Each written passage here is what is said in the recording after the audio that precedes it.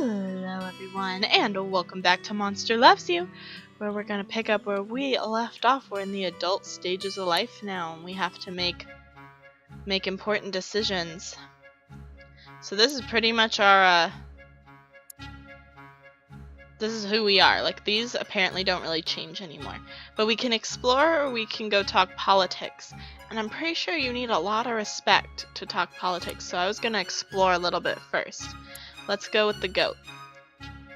A squirrel hops into a pool of sunlight, bright-eyed and bushy-tailed, ready to bury nuts and make something of itself.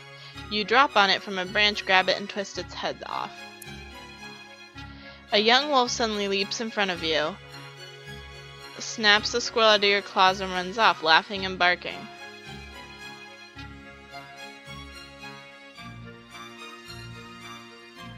I thought that was only dogs. Must be multilingual, plus it looks like she's faster than you. Turn the tables. A second squirrel creeps up and pokes at the discorporated head of the first one. You grab the new squirrel and chew on it a little, thinking. Lower the wolf. Oh, we did get stuff. You can still get stuff. You dangle the squirrel over your maw, waiting. The wolf tries to steal it as planned. You slash her with your claws as she flees, having learned not to mess with you again. Alright, but we got more respect. So we have 13 days left. And like I said, I think we need to have a lot of respect to talk politics with the monsters. Let's go with this one. You scoop a big fish from the forest stream. As you're about to bite into it, it says, "Wait, I'm magic, I'll grant you a wish." Dispute the claim. All I wish for is something to eat. The fish realizes what that means as you bite into it. Okay, that didn't earn me any respect. Actually, we have 12 days, and look, 1, 2, 3, 4, 5, 6, 7, 8. So we're gonna have to talk politics a little bit, even if we do all of these. The spine doctor has asked you to catch a special fox. It limps, she says, and it coughs. I need it quickly at all. Why does she need this sickly fox? Swats you with a prickly arm. There's no time for questions. Get the fox or don't. I'll get it. You go forth into the forest, trailing the fox. As you get closer, you catch a glimpse of its ragged ears between two trees. The fox is limping slowly. As you draw near, you smell something sickly sweet. The fox slumps and vomits green matter onto the forest floor. Your claws tremble at the thought of touching it.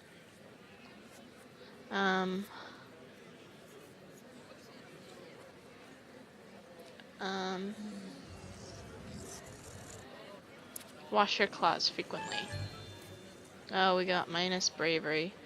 The fox easily loses you in the whale mist while you're washing your claws in the stream. You're not sure it's there at all. Oh no. We lost respect. That was the exact opposite of what I wanted. Okay. Oh gosh. A flock of geese are in the square. No one can talk above the din. Gnash-Nash screams. Last one to drive them away is the loser, and she runs. And she's on that human scooter she found.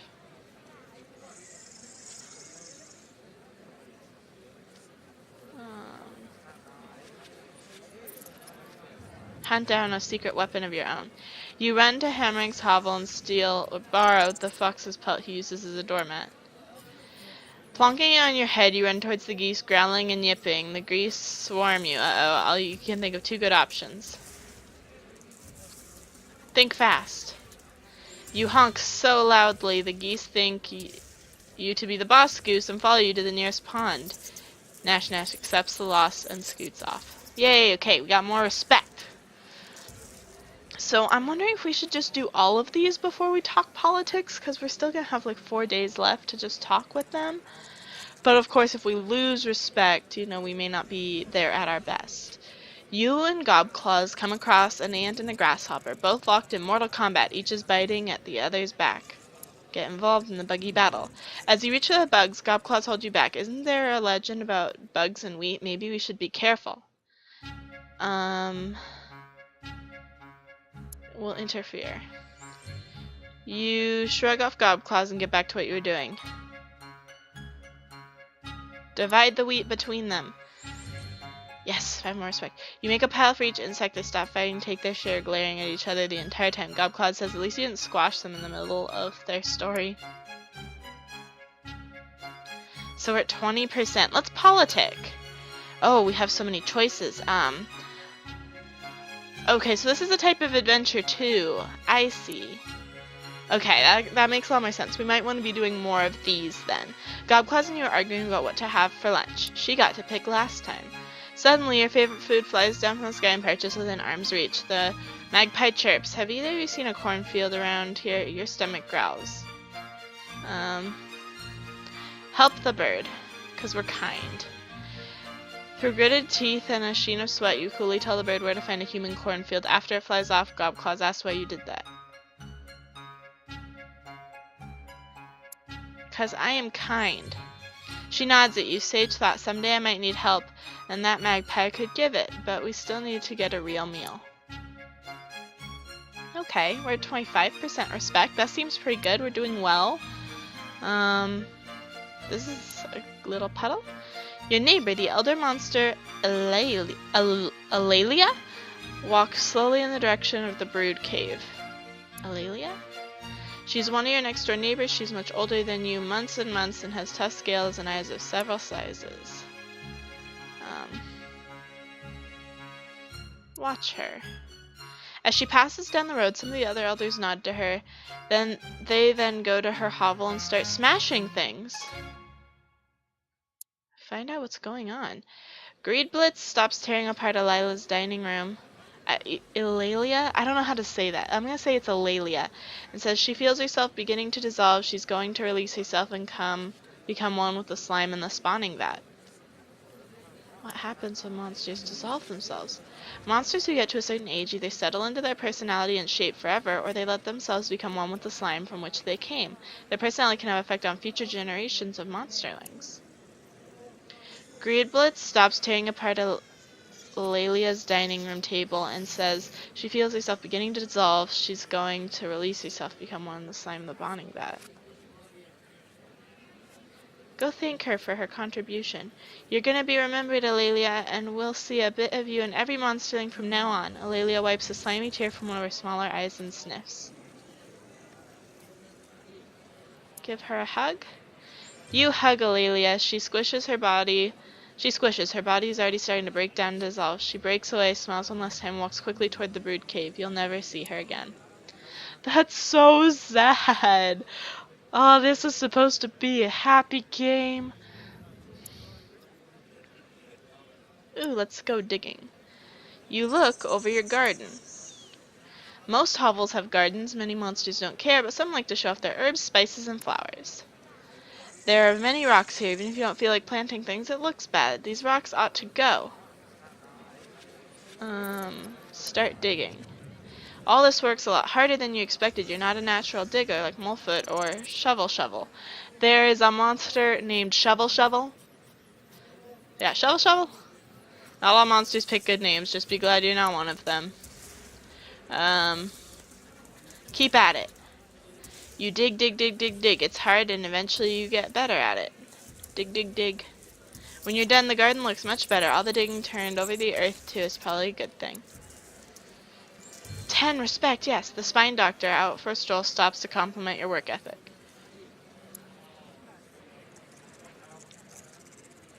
I don't know how this is considered politics, but it's getting me a lot of respect. Monsters are gathering around the skull pole. They invite you to dance with them. Skull pole. A few monsters die without dissolving themselves in the communal spawning pit. Other monsters save the heads of the deceased and hang them on the skull pole. The skin and flesh turn to slime eventually, leaving only bone. Monsters are gathering. Let's dance. The only problem is you've never done the skull dance, and now everyone's watching you. Wait for somebody else to dance. They're looking at me. Just try it.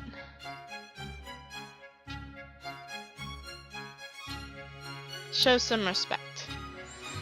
You dance slowly, somberly, not quite sure what to do, but doing it with dignity. When you finish, all the other monsters howl with approval. Yes, we are very well respected at this point. We have 5 more days, quite a few. So, We won't quite get through all of these, but these seem to be the better ones. The snake moon is rising in the sky. It's time to gather snakes for the ritual. Snake moon? Besides, we're learning a lot about this monster place. I keep asking all the questions because I'm curious. Sometimes the full moon has shadows on it. That's the Game of Thrones to mean something. That's got to mean something. When I see it written like that, I always think Game of Thrones. Monsters celebrate these shadows with snake soup. The snake moon is rising. Set out to gather. Help out. You wander the fields near the whale mist. It's easy to catch snakes, but every time you reach for another one, some of them squirm out of your grasp. Most of your snakes are getting away. Keep catching them alive.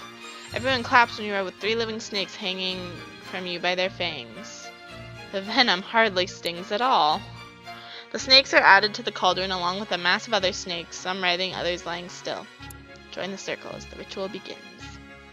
Alright, we're at 50% respect. I think that means that we're a pretty respected monster now. Isn't das es?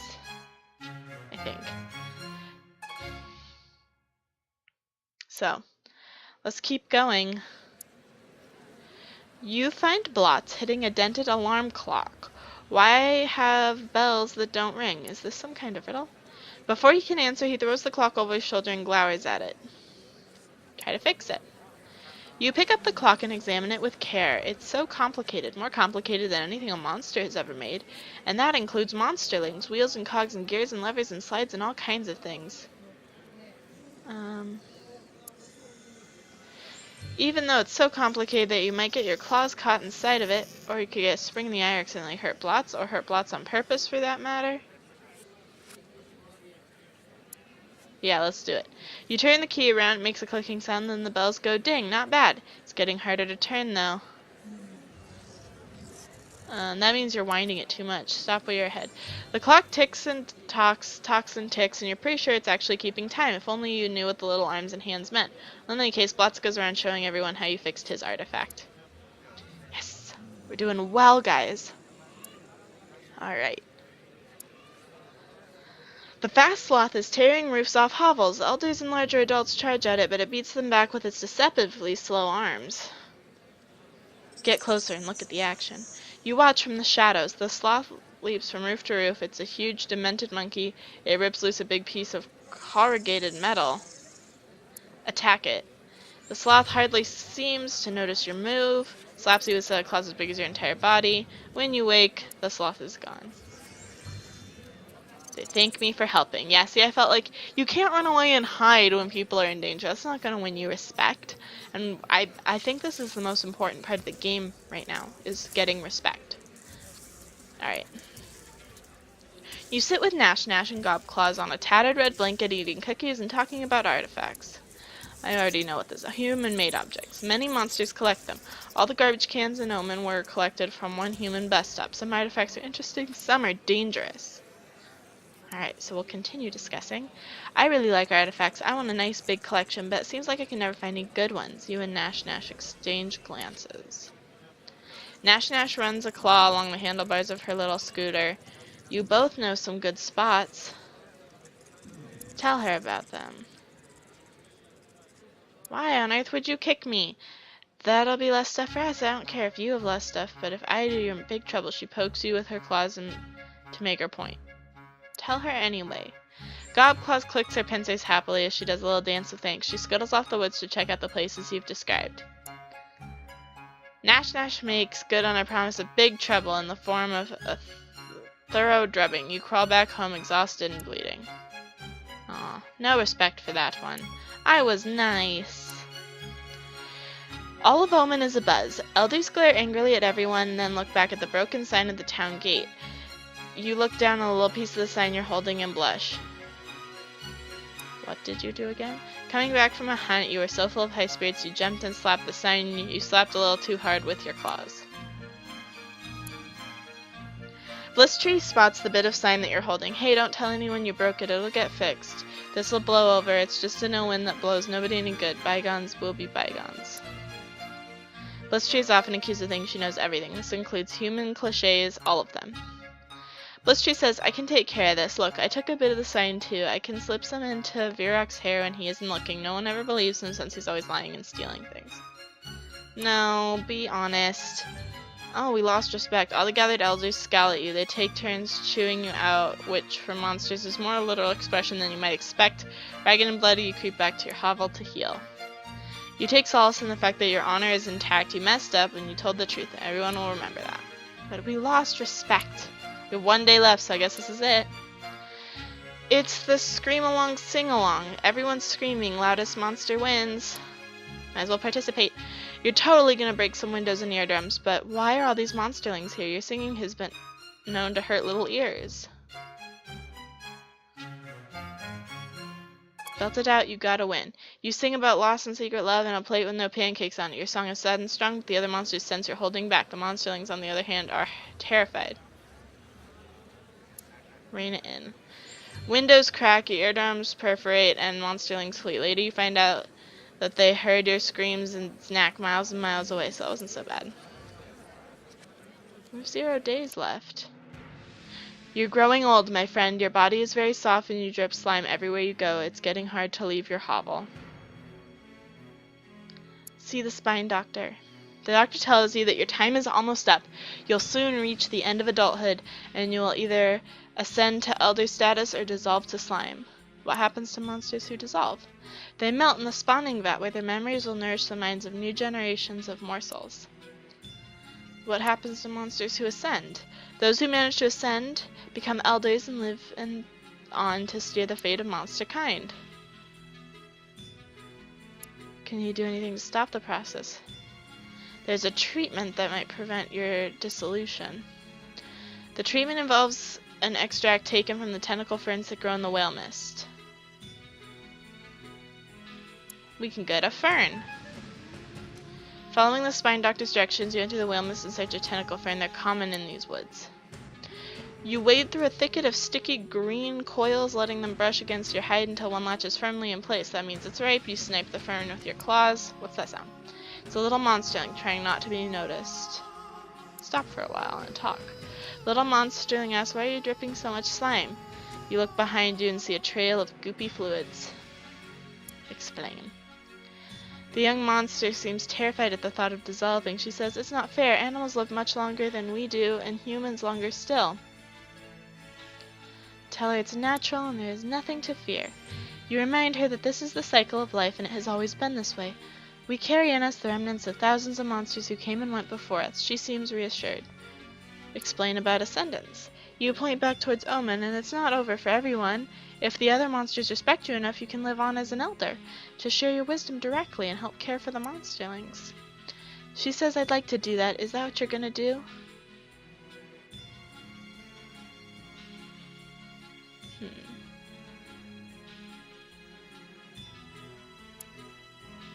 You explain that you have a few more things to do, but then you're going back to the spawning vat. She nods sadly and leaves you to your task. You return to the spine doctor with the tentacle fern. She takes it from her. So do we want to do this? We have to choose. We have to choose if we're going to attempt to ascend, or if we're going to try and take the medicine, maybe live a little bit longer, and then go back to the vat, or just go back to the vat anyway. I kind of want to ascend. It sounds better. Like, I don't like the sound of dissolving on a personal level. So I think we're going to change our mind. We're going to go home without it. So you've accepted your fate. That's for the best. A group of elders is waiting at the door of your hovel. They've seen your drippings. They know it's time for you to dissolve or ascend. Go with them. Might as well not fight it. The elders of Omen surround you at the spawning vat. They've built a fire beneath a small cauldron. Your body is squishy and damp.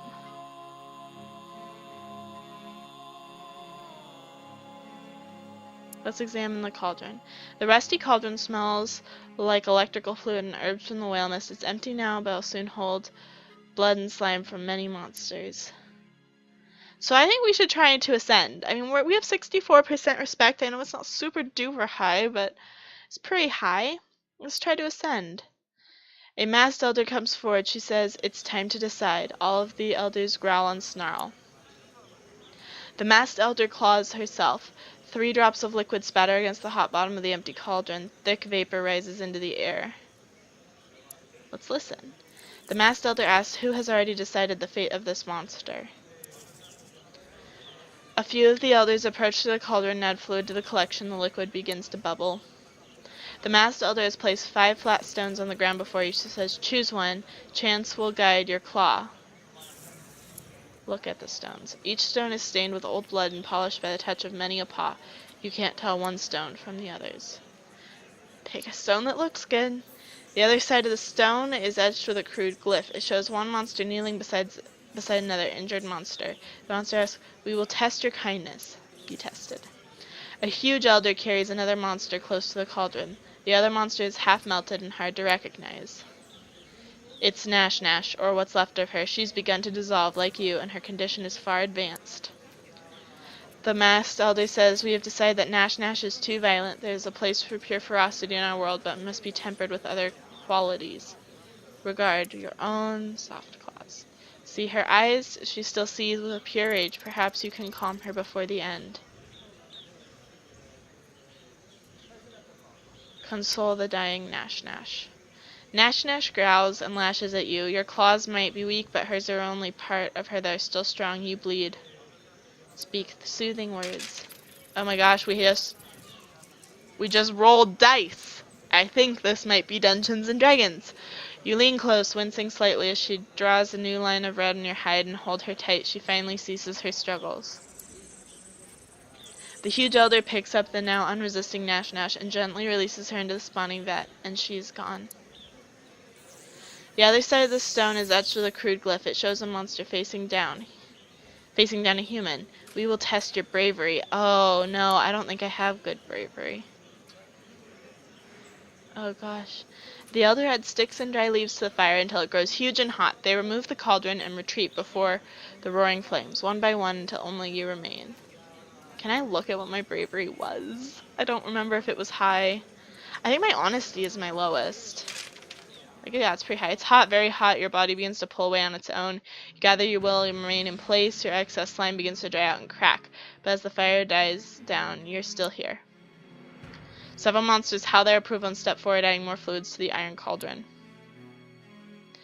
You hold the cauldron, which contains the portentous infusion. It's heavy. Look at the cauldron. It's quite full. There's far more blood than slime. If there's enough blood in it, you'll ascend. You drink the bubbling concoction, then blitch and howl. Your body solidifies almost instantly. You're an elder now! So we're an elder now, and this is how we are doing. Yep. You are now an elder. You are welcome in Znak, the oldest of monster towns. In this stage of life, if you play your cards right, you'll be able to affect both the way monsters view humans and vice versa. Use your powers of persuasion wisely. Ooh, so we get to do this again. Oh, and we have 2 new things, like the opinion of monsters and the opinions of humans right here. You can't see it super well because my face is kind of in the way, but this one, they're both at 20%, and the one on top is monsters. Anyway, guys, that is going to do it for this episode of Monster Loves You. If you enjoyed it, be sure to hit that subscribe button. And as always, I'm the Purple Pegasus, and I'll see you guys in the next one. Bye-bye!